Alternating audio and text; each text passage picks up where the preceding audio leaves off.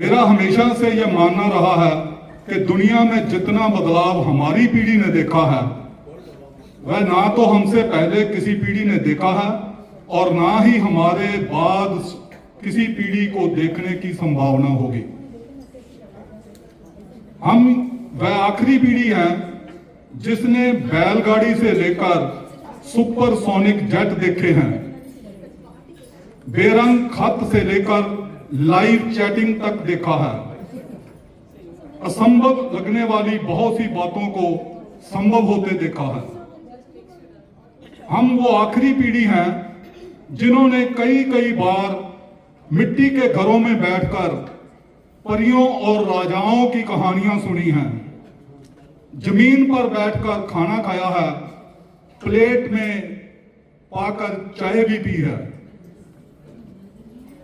हम वो आखिरी लोग हैं जिन्होंने बचपन में मोहल्लों के मैदानों में अपने दोस्तों के साथ परंपरागत खेलें, गुल्ली डंडा, लंगड़ी टांग, आइस पाइस, छुपा छुपी, खो खो, कबड्डी, कंचे, सितोलियां जैसे खेल खेले हैं।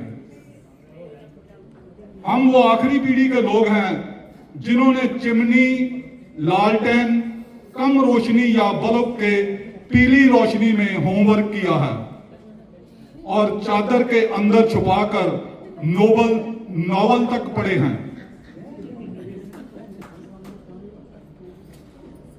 हम उस पीढ़ी के लोग हैं जिन्होंने अपने लिए, अपनों के लिए अपने जज्बात खतों में आदान प्रदान किए हैं और उन खतों के पहुंचने और जवाब के वापस आने तक महीनों तक इंतजार किया है।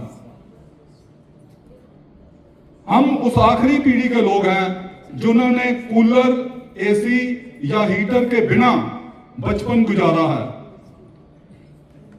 और बिजली के बिना भी गुजारा किया है। हम उस आखिरी पीढ़ी के लोग हैं जो अक्सर अपने छोटे बालों में सरसों का ज्यादा तेल लगाकर स्कूल और शादियों तक जाया करते थे। हम उस आखिरी पीढ़ी के लोग हैं जिन्होंने स्याही वाली दवात या पेन से कॉपी, किताबें, कपड़े और हाथ तक रंगे हैं, तख्ती पर बैठ के कलम से लिखा है और तख्ती पोछी भी है।